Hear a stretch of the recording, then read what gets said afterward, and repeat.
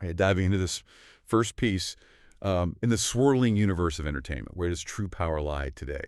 Is it in dazzling new ideas or something a bit more established? Welcome to the deep dive, where we're pulling back the curtain on how data and marketing are shaping the entertainment industry right now.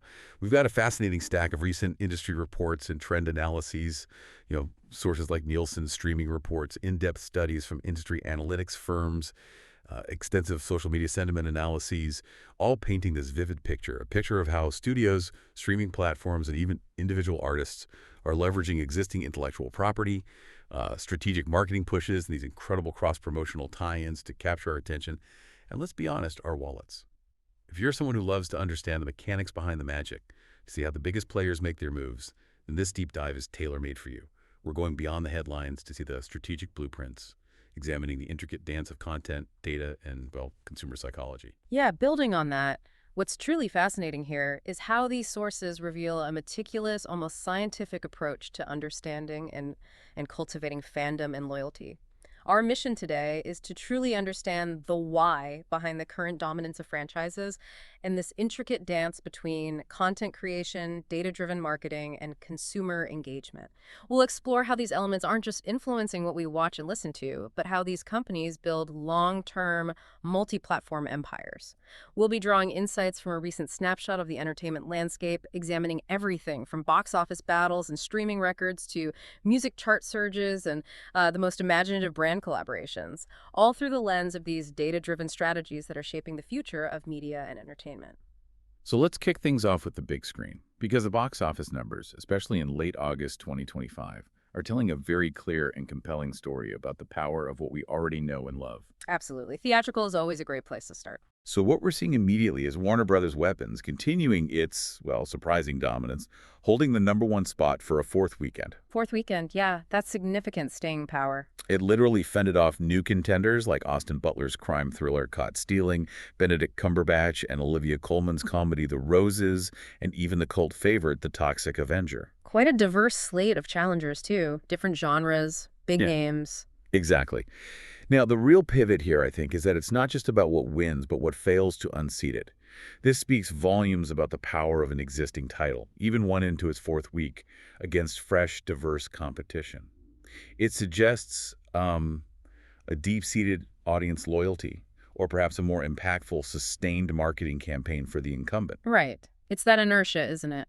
You have established IP, even if it's already had weeks in theaters, demonstrating this. Like gravitational pull that new star-studded or niche films just can't seem to overcome. It's a stark reminder that in a crowded market, familiarity can often breed success, not contempt.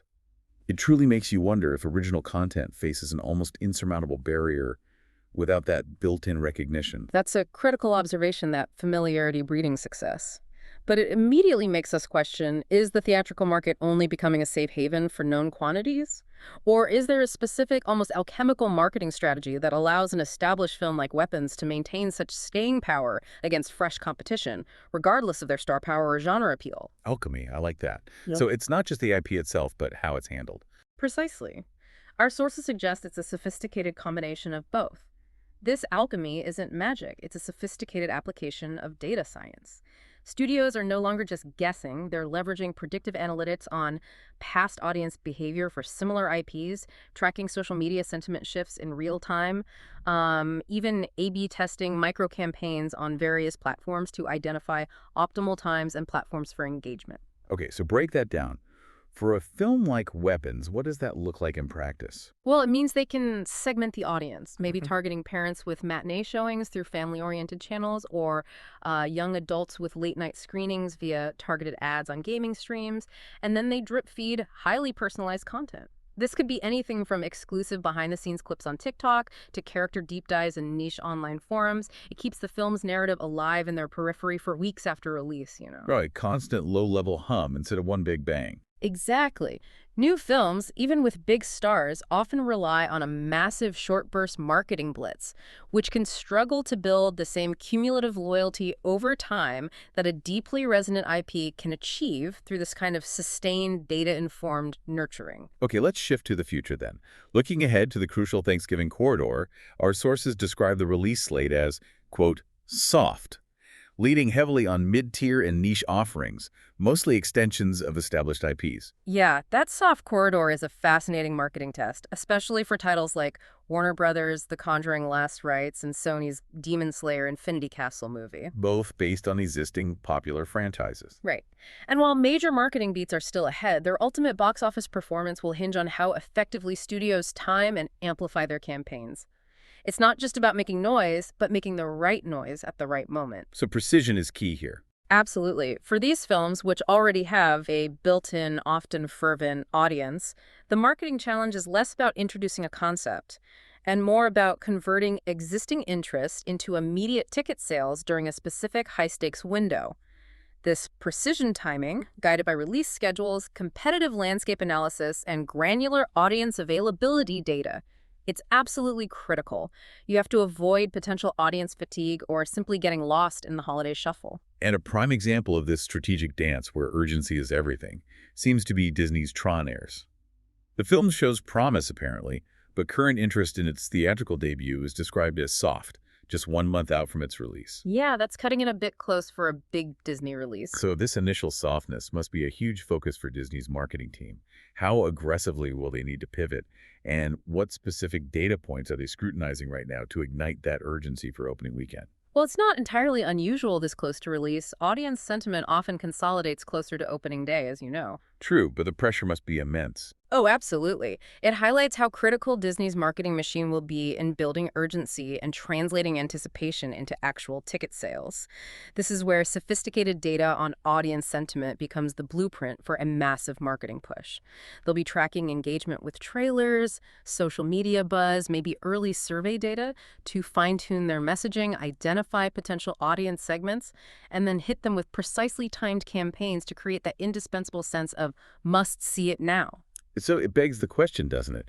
What kind of data is Disney looking at? How do they translate, say, trailer views or Twitter mentions into a campaign that overcomes that softness? They're meticulously analyzing every interaction. It's not just if people watch the trailer, but how many watch it to completion. Yeah. What specific keywords and emotional tone are they using in social media buzz? They look at granular early survey data broken down by demographic. This real-time feedback allows them to fine-tune their messaging. How so? Right. Like tailor it. Exactly. For example, emphasizing the nostalgia angle if older audiences show higher engagement with classic Tron references, or highlighting the intense action sequences if younger viewers respond better there. They'll also be looking at geographical interest heat maps to concentrate ad spend in regions showing higher potential.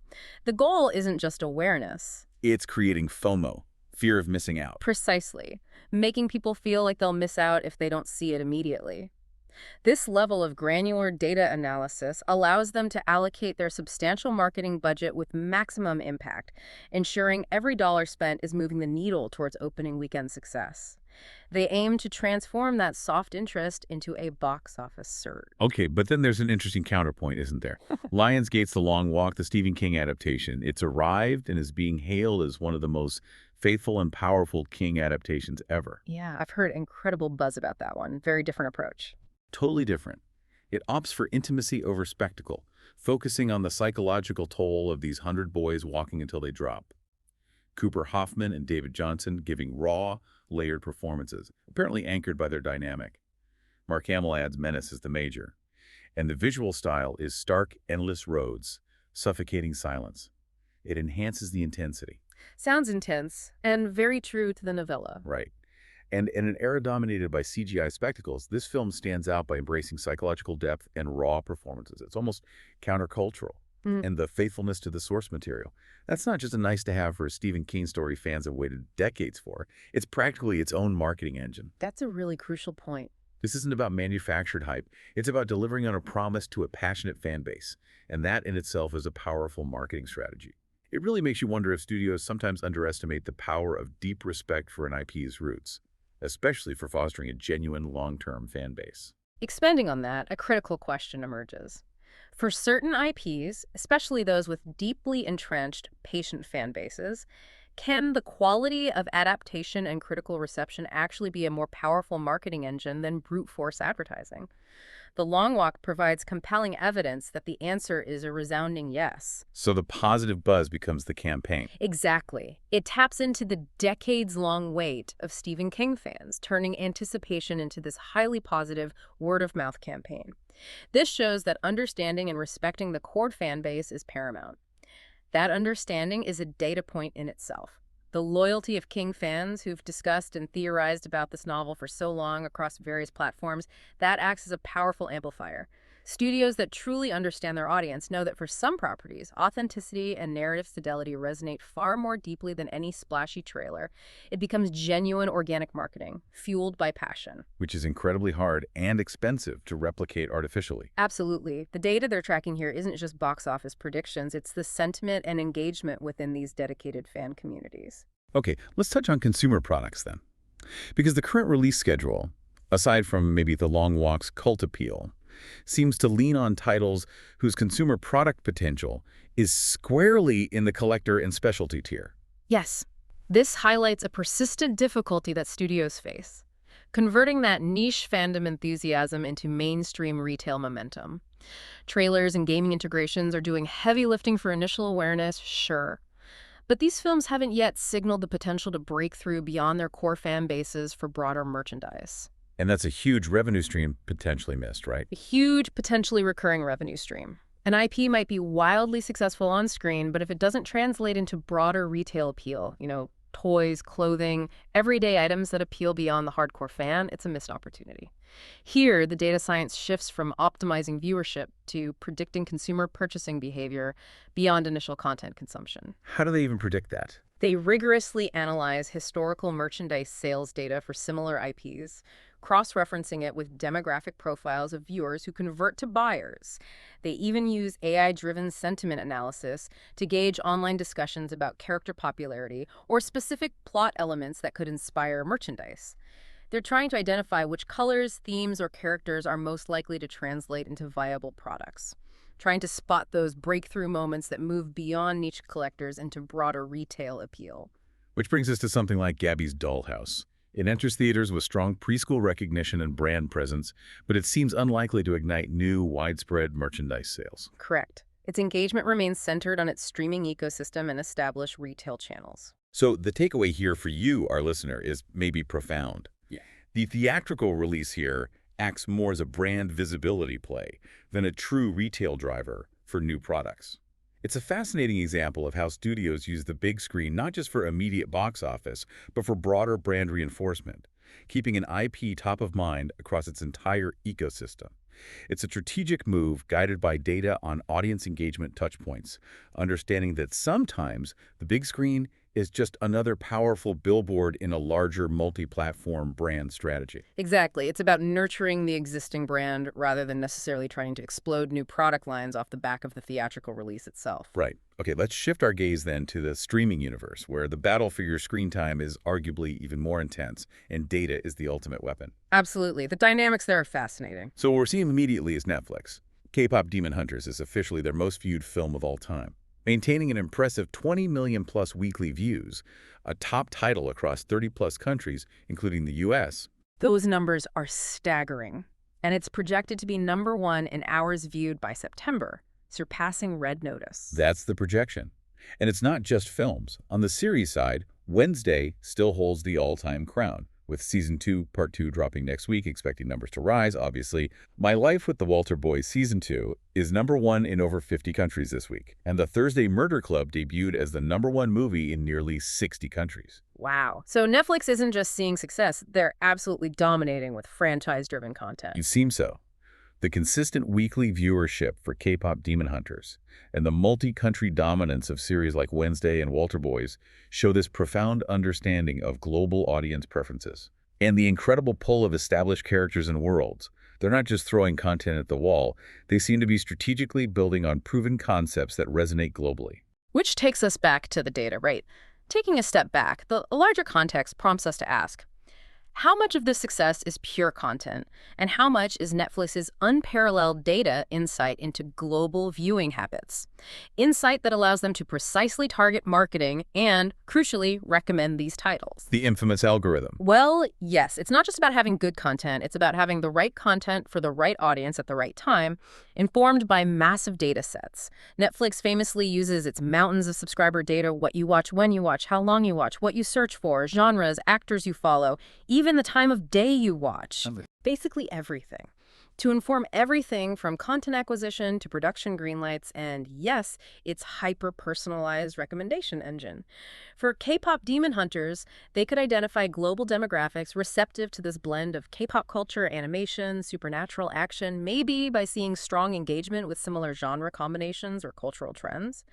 Then they ensure the marketing assets, localized descriptions, on-platform promotion are precisely tailored to those groups, creating a kind of self-fulfilling prophecy of success by putting the right content in front of the right eyeballs with maximum efficiency. Okay, but what about other platforms? Are we seeing similar franchise power elsewhere or different strategies? We see diverse strategies. For instance, The Twisted Tale of Amanda Knox is gaining traction as a top title on both Hulu and Disney Plus Suprin, breaking into the top 5 across nearly 40 countries. Interesting. Cross-platform success for true crime. It shows the enduring power of that genre and how platforms, through strategic sharing or joint ventures, can leverage appeal across different user bases. Then you have HBO Max's Peacemaker, riding the positive halo of Season 1's reception and significantly renewed interest from the new Superman movie. Season 2 launched as the #1 series in over 50 countries. Ah, the cinematic universe effect. Perfectly illustrates that synergy, one release directly boosting another. And elsewhere, Apple TV Plus saw Invasion reclaim its #1 series spot despite Foundation. Prime Video charts were dominated by The Map That Leads to You and The Summer I Turned Pretty. The common thread seems to be creating a rich, interconnected world that keeps viewers engaged, whether through shared universes, curated genre offerings, or tapping into persistent fan communities. What truly captivates me about this is that, as you said, none of this feels accidental. These platforms are incredibly sophisticated in how they track what's trending, what's generating buzz, how to cross-pollinate interest. The Superman movie helping Peacemaker isn't just good luck. It's a testament to a cohesive IP strategy where different parts of the franchise feed each other. That's a direct result of understanding audience pathways and leveraging that data. Absolutely. When you watch a superhero film, the platform's algorithms know you're likely interested in other content within that universe or genre. They can then strategically promote related series, not just through banners, but targeted emails, push notifications, even integrations within the viewing experience itself. This integrated approach ensures audience engagement is sustained across multiple touchpoints, maximizing the lifespan and profitability of their valuable IP. It's a continuous data-informed conversation with the viewer. So let's bring in some third-party data, Nielsen figures. They offer a valuable real-world data point on engagement, right? Specifically for the U.S., week ending August 3, 2025. Yes, Nielsen gives us that minutes watched metric, which is crucial. The Hunting Wives, a Lionsgate TV title for Starz, was #1 among series with over 1.5 billion minutes watched. 1.5 billion minutes for a Starz show. That's impressive. It really is. Meanwhile, Netflix's Happy Gilmore 2 drew almost 2 billion minutes in its second week, making it the second most viewed overall title. And K-pop Demon Hunters was the only other title to cross the 1 billion minutes threshold that week. So big debut numbers for Happy Gilmore 2, but sustained power from The Hunting Wives. Exactly. These numbers show that while new releases like Happy Gilmore 2 can generate huge initial spikes, often driven by massive initial marketing-sustained viewership, especially for a series like The Hunting Wives, is a critical metric for platform success and subscriber retention. It's about building a viewing habit. Data on minutes watched is far more indicative of true engagement and long-term value than just initial clicks or views. It measures commitment and repeat viewing.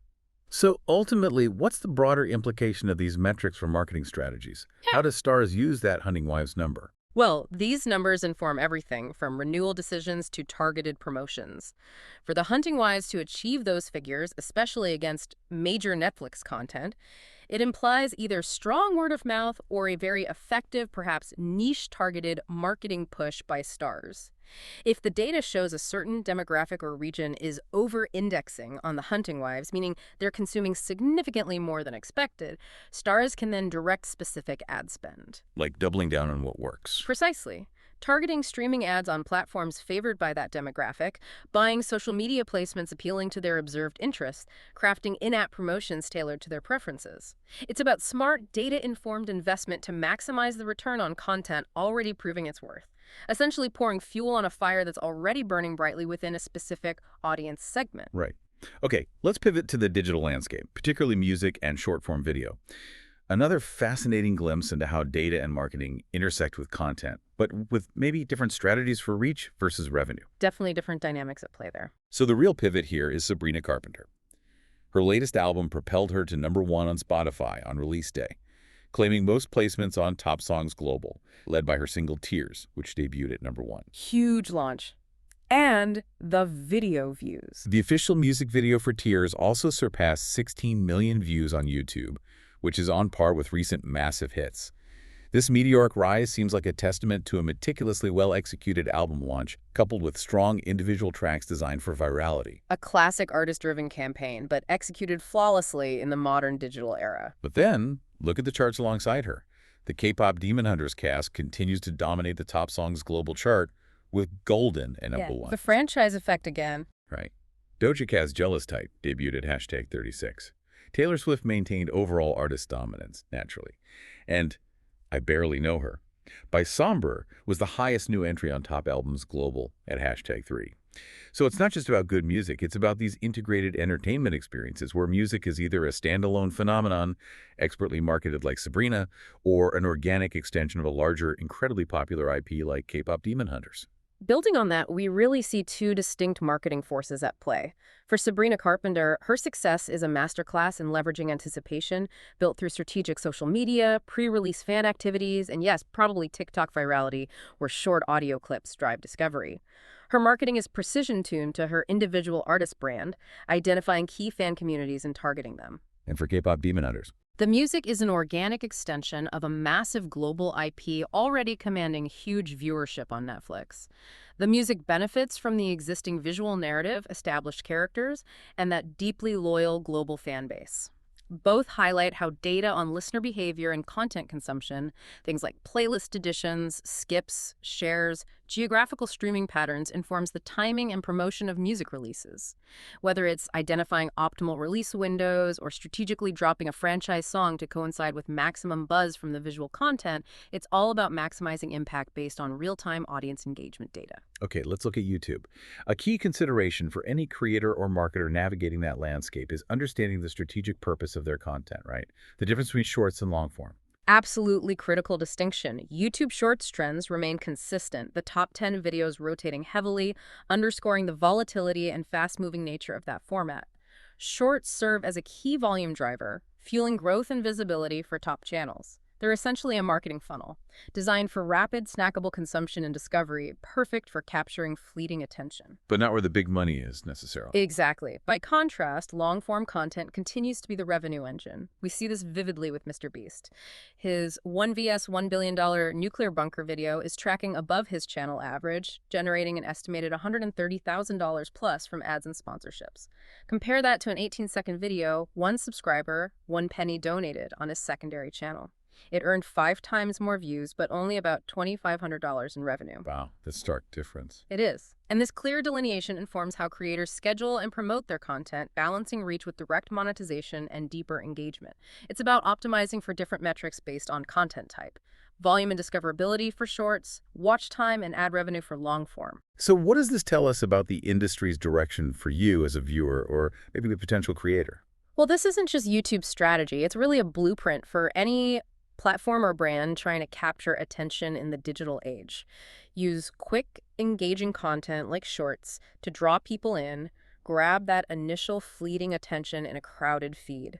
Then, once you have their attention, deliver substantial monetizable experiences through long-form content. It's a prime example of data-driven content strategy. Understanding the attention economy. Exactly. And segmenting your content to serve different strategic goals. The data tells you short, snackable content hooks new viewers and keeps existing ones casually engaged, while longer, more produced pieces are what truly build loyalty and generate significant income through higher ad loads and sponsorships. It's about building a journey for the consumer, from a casual glance to a deep, committed dive into your content world. Right. Looking further out now, studios are already meticulously planning the next wave of blockbusters and beloved IPs. This process starts years before anything hits a screen, demonstrating an incredibly long-term marketing strategy. The long game is crucial, especially with major IP. All right, diving into this first piece, Marvel has quietly kicked off work on its X-Men reboot. Director Jake Schreier, who did Thunderbolts, has officially started. Michael Leslie, who worked on The Hunger Games, Ballad of Songbirds and Snakes, is developing the script. Big names. High expectations for that one. Definitely. Schreier emphasized exploring the emotional complexity and identity themes of the franchise. Marvel is positioning this as a fresh creative arc after the huge events of Avengers Doomsday and Secret Wars. So this isn't just another superhero movie, it's a strategic relaunch of one of Marvel's most beloved IPs, one with a long, complex history in comics and previous films. A reset, essentially. Feels like it. The emphasis on emotional complexity and identity themes and a grounded, character-driven direction signals a deliberate pivot from past iterations, likely informed by audience feedback, critical reception, and the overarching narrative direction of the MCU post-major event films. It's a careful balancing act, isn't it? Reinvention versus reference. Absolutely. And if we connect this to the bigger picture of IP management, this is a masterclass in refreshing a franchise while respecting its core. It's a long game marketing play. They're building anticipation years out by carefully chosen creative leads and these thematic promises. The data they're looking at isn't just past box office figures. And also, It's also fan sentiment from forums, social media, critical reception of their broader cinematic universe, even competitor strategies in the superhero space. They're trying to understand what fans want from the X-Men now, what stories resonate most deeply, how to integrate them into the MCU in a way that feels fresh but true to character. This forward-looking approach ensures that when the first trailer finally drops, it lands on an audience already primed with specific expectations and excitement. cultivated over years of subtle messaging. Precisely. Meticulous groundwork is crucial for a franchise reboot of this magnitude. Okay, let's switch gears to gaming. EA's Skate revival. We finally saw its long-awaited gameplay trailer confirming early access for September 16, 2025. Finally, fans have been waiting ages for that. And the details sound ambitious. The new Skate is set in Amsterdam, returns the beloved Flick-It control system, and expands into a massive multiplayer sandbox supporting up to 150 players. Crucially, it promises cross-platform progression, seasonal content, and deep customization. This isn't just a game release anymore, is it? Not at all. EA is positioning Skate as both a community hub and a live service evolution of a beloved franchise. It's a direct response to modern gaming trends, where community building, ongoing engagement through continuous content updates, and a sense of a persistent world are just as important, if not more so, than the initial release. They're selling an evolving virtual world, basically. Exactly. A world for players to inhabit, create within, and explore over years. So the marketing challenge must be different too, right? How do you sell a community hub rather than just a traditional finite game? It involves much more than just a launch trailer. It means fostering user-generated content, consistent updates to keep the world feeling fresh and dynamic, and a clear roadmap for future features, all designed to keep players engaged over years, not just weeks or months. The marketing pivots from a single purchase decision to fostering a long-term relationship. And data must be central to that. Paramount. Data on player attention, in-game spending patterns, community sentiment within forums and social media, it all becomes crucial. They'll be looking at how players interact, what content they gravitate towards, what features drive the most engagement, even where players spend their in-game currency, to continuously refine both the experience and the marketing messaging around it. It's a continuous feedback loop where data informs development and marketing hand in hand to build and sustain a vibrant virtual ecosystem. Okay, one more future project. Disney Animation announced its next original feature, Hexed, arriving in theaters November 2026. An original from Disney Animation is always noteworthy. It tells the story of an awkward teenage boy and his protective mother who discover his quirks are rooted in hidden magic. Directed by Josie Trinidad, Zootopia Plus, and Jason Hand, Moana 2. Production led by Roy Conley, Big Hero 6, and Juan Pablo Reyes Lancaster Jones. But here's the interesting part for our discussion. While Marvel and EA lean so heavily on existing IPs, Disney Animation invests in original stories like Hexed. But notice the strategic comparisons they immediately make. The film is promised to have humor, spectacle, and heartfelt storytelling in the vein of Encanto and Raya and the Last Dragon. Setting expectations based on past successes. Exactly. Is that truly fostering originality, or is it just another way of leveraging past successes? Essentially branding a new idea with the reputation of old IP. It feels like a subtle marketing signal, telling you what kind of emotional experience to expect by linking it to proven hits. That's a critical point. But for Disney, an original feature isn't just about a single film's box office. It's about nurturing the next generation of IP. Hexed is Disney's 64th animated feature, and each one is a potential new tentpole. The marketing for Hexed begins with these initial announcements, building a narrative around the creative team and those thematic connections to beloved films. It slowly cultivates anticipation for what could become a future franchise. So it's an investment in their long-term content pipeline. Precisely. Carefully laying the groundwork for future sequels, spin-offs, theme park attractions, consumer products. The strategic comparisons to Encanto and Raya are data-informed.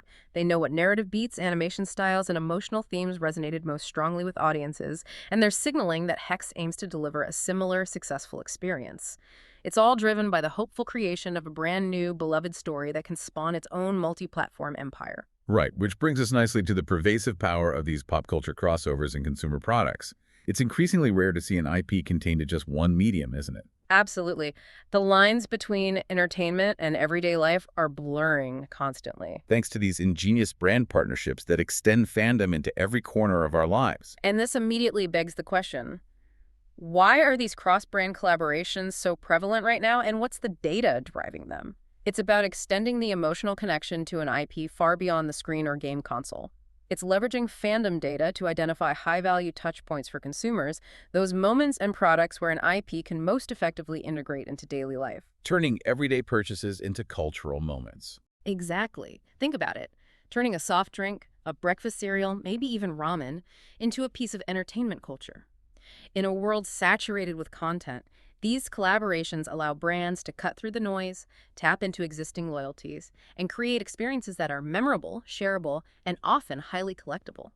It's about making entertainment a pervasive part of our daily lives, from what we wear to what we eat, all informed by a deep understanding of consumer behavior, purchasing habits, and specific brand affinity. It's about maximizing exposure and loyalty across every possible avenue. Okay, let's dive into some of these fascinating examples, starting with Leto's Willy Wonka and the Chocolate Factory idea set. Highly anticipated 2,025 pieces, 9 exclusive minifigures, Wonka, Charlie, Grandpa Joe, Oompa Loompas, capturing the iconic chocolate waterfall. Available September 15. A classic example of Lego tapping into nostalgia. Totally. Lego, a master of IP integration, taps into pure nostalgia here. This isn't just a toy. It's a collectible art piece that appeals to adult fans who grew up with the movie. It's such a targeted marketing play for a specific demographic ready to invest in premium fandom. They know that emotional connection to Willy Wonka translates into a willingness to spend on a high-quality, intricate set, especially one with those specific, desirable minifigures. And for Lego, as you said, this isn't a shot in the dark. It's data-driven. They track engagement with their Ideas platform, where fans submit concepts and Willy Wonka themes consistently rank high. They know their adult collector demographic, often called AFOLs. Adult fans of Lego have disposable income and a strong desire for nostalgic, intricate builds from beloved IPs. The 2025 piece count isn't random. It hints at a challenging, rewarding build for this audience. This collaboration maximizes direct sales and social media buzz within the collector community, reviews, unboxings, showcase videos, organically amplifying reach. Okay, now for something completely different. Fantas leveraging horror icons for their Halloween campaign with Universal Blumhouse. Freddy Fazbear, Chucky, The Grabber, Megan, Michael Myers on limited edition cans, plus global immersive promotions. Talk about tapping into seasonal trends. Right. Fanta turns a simple beverage into a seasonal experiential product. It's a prime example of co-branding that amplifies both brands, tapping into the excitement and cultural cachet around spooky season. This isn't just putting a scary face on a can. It's about creating an experience that resonates with a very specific, holiday-driven cultural moment. What's truly captivating here is Fanta's astute use of seasonal trends and cultural data.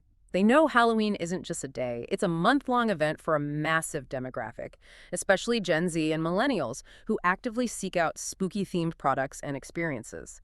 The data would show significant social media engagement around horror movie franchises and pop culture references during this period. By featuring a mix of classic and contemporary horror icons, Fantas ensures broad appeal. Covering all bases, from Michael Myers to M. Thregan. Exactly. And the immersive promotions likely involve AR filters, in-store experiences, social media challenges designed to generate user-generated content, effectively turning every can into a viral marketing tool. It's about leveraging peak seasonal engagement for a fun, impactful campaign. Okay, this next one is fascinating. Mattel and Hasbro, usually rivals, teaming up for hybrid action figures, Megatron Armor Skeletor and Bumblebee Armor Man-at-Arms, blending classic Masters of the Universe and Transformers. Whoa. That's a crossover I didn't see coming. Right. Yeah. It creates this unique collectible experience. This is fan service at its finest, isn't it? Two iconic 80s franchises merging. It feels like such a precise marketing move aimed directly at the adult collector market, based on a deep understanding of enduring nostalgia and the desire for unique cross-IP combinations. Yeah, this isn't for kids today. This is for the inner child of the original fans. And this collaboration speaks volumes about the data on adult collectors. Studios understand these fans are often brand agnostic when it comes to the source of their nostalgia. They care about the characters and the feeling those characters evoke. Market research and social listening would have highlighted significant overlap in the fan bases for Masters of the Universe and Transformers, particularly among those who grew up in the 80s. The hybrid nature isn't just a gimmick, it's a creative solution to bring two distinct canons together in a novel, exciting way. This minimizes risk for both companies by leveraging existing, proven IP freshly, guaranteeing high demand within a dedicated, high-value demographic. Who were willing to pay premium prices for unique, limited edition products. Precisely. It's a testament to the power of shared cultural touchstones across generations. Okay, shifting to the digital realm again.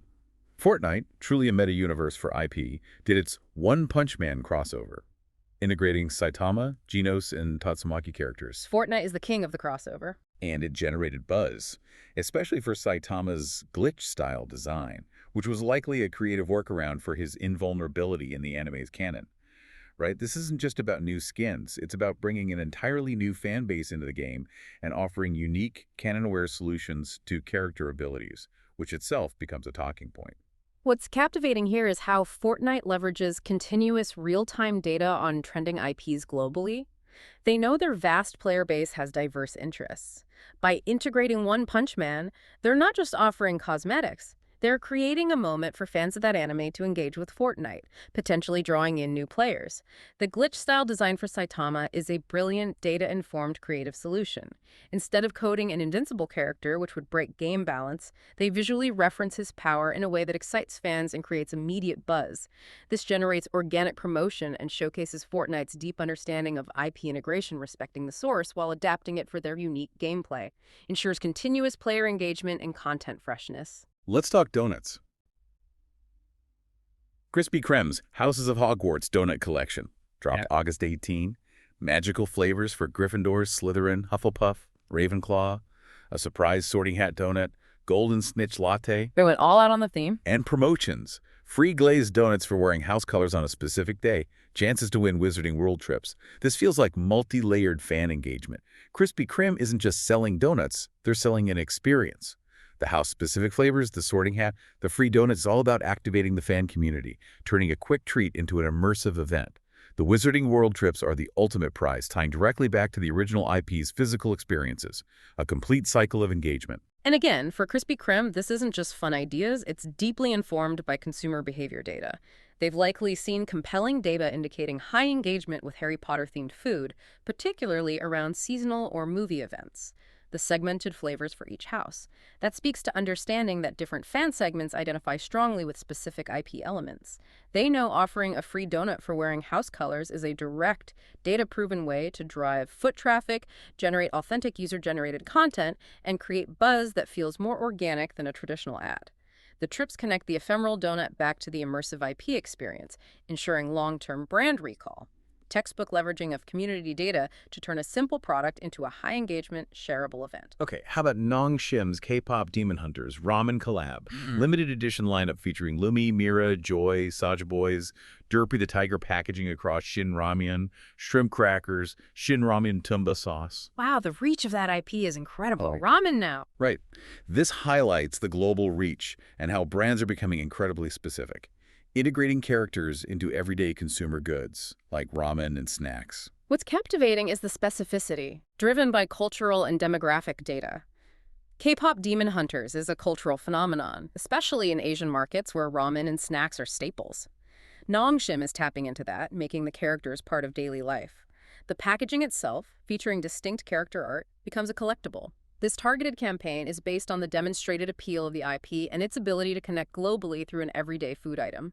Shows a sophisticated understanding of cross-cultural brand synergy, leveraging that emotional connection fans have, turning a routine purchase into an exciting, limited edition experience, driving novelty and repeat purchases. Let's go premium now. Pepsi and Seiko limited edition timepieces, 2 Seiko 5 Sports Pepsi watches, a black-coated K-silicone strap, and a vintage-inspired automatic with that classic red-blue bezel. Interesting pairing. Very different vibe. Totally. A sleek, premium collaboration, not mass market, celebrating iconic brands with a touch of luxury, targeting collectors and brand enthusiasts who appreciate the legacy of both Pepsi and Seiko. It's a niche marketing play, but a powerful one, leveraging shared heritage and design aesthetics to create a highly desirable limited edition product for a sophisticated consumer. And this collaboration is a masterclass in appealing to that high-value collector segment, informed by data on luxury brand affinity and demographics. Both Pepsi and Seiko have long histories, distinct aesthetics evoking heritage and quality.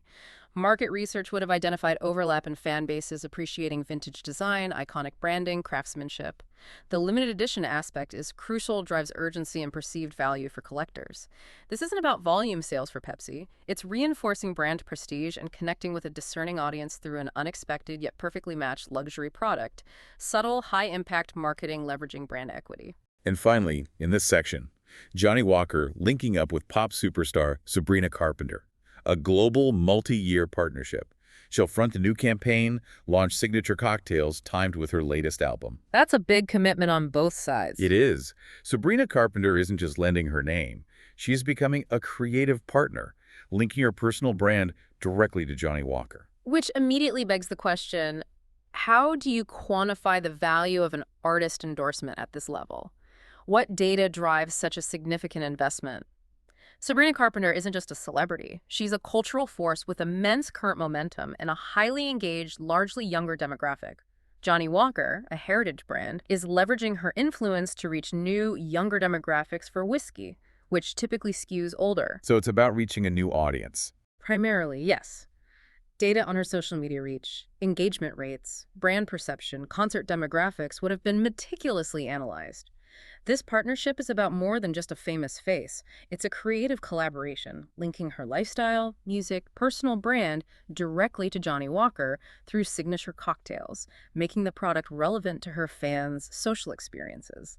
It's a smart, integrated marketing move tying music, lifestyle, and product together, all driven by sophisticated data on celebrity influence and target audience demographics for long-term brand building. Okay, final section. Let's talk about the human element. The stars themselves, the talent whose popularity feeds into this larger marketing machine, proving that even in a data-driven world, star power still holds significant sway. It's that crucial symbiotic relationship. All right, diving into this final piece, we saw no major shifts in top artist popularity rankings recently, but some interesting new entrants. Vanessa Kirby got a significant boost from strong reactions to Netflix's Night Always Comes, which premiered August 15th. A strong performance driving immediate buzz.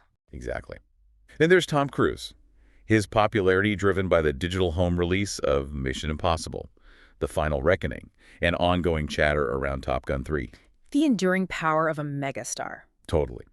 Interest also remains steady for Sydney Chandler, tied to Alien Earth, and for Emma Myers and Jenna Ortega, both associated with Wednesday. It's clear that individual star power, especially when combined with a successful project or the promise of future work, continues to be a huge driver of attention. Vanessa Kirby's surge highlights how quickly a critically acclaimed streaming performance can elevate an actor's profile. Tom Cruise shows that enduring power across different release windows and future project speculation. Their personal brands are invaluable assets. And building on that, this isn't just about celebrity. It truly is about the symbiotic relationship between talent and IP. A strong performance or an iconic role provides that halo effect for an actor, which in turn can be leveraged to market future projects. Studios are constantly tracking these popularity metrics, social media engagement, sentiment analysis, news mentions, search trends to inform casting decisions and promotional strategies. So they're using star popularity data for casting. Absolutely. For example, if data shows Vanessa Kirby resonating strongly with a particular demographic, that insight could influence future casting choices for projects targeting that same audience. Similarly, Tom Cruise's global appeal might inform specific market-by-market promotional strategies for Top Gun 3, emphasizing his star power where it's particularly potent. It's a feedback loop driven by audience interest data. A popular actor can draw viewers to an unknown IP, and a successful IP can elevate an actor to new levels of stardom. This dynamic is a crucial component in how studios mitigate risk and maximize potential returns, using human connection as a calculated marketing tool. So, what does this all mean for you, our engaged listener? As we wrap up this deep dive, it seems abundantly clear that the entertainment industry isn't just making content anymore. It's orchestrating this complex symphony of IP leverage, data-driven marketing, and intricate cross-platform collaborations. From the unwavering box office power of established franchises to the viral spread of music and these ingenious brand partnerships, every single move feels calculated to maximize reach, loyalty, and ultimately our engagement. It's a complex, fascinating ecosystem where creativity meets commerce in the most strategic ways imaginable, all unfolding behind the curtain. Which immediately begs the question, doesn't it? In a landscape so thoroughly dominated by existing IP and meticulously planned data-driven marketing, what does the future truly hold for truly original content? How will creators balance the imperative to innovate with the proven power of the familiar? Will we see a renaissance of bold new ideas, perhaps fueled by data identifying underserved niches? Or will the data continue to guide us deeper into the comfort of what we already know and love, reinforcing the dominance of established franchises? It's a fascinating tension to consider as you navigate your own engagement with this ever-evolving world, understanding that the strategic choices made by studios today will profoundly shape the entertainment you consume tomorrow. Thank you for joining us on this deep dive. Until next time, keep exploring, keep questioning, and keep enjoying the show.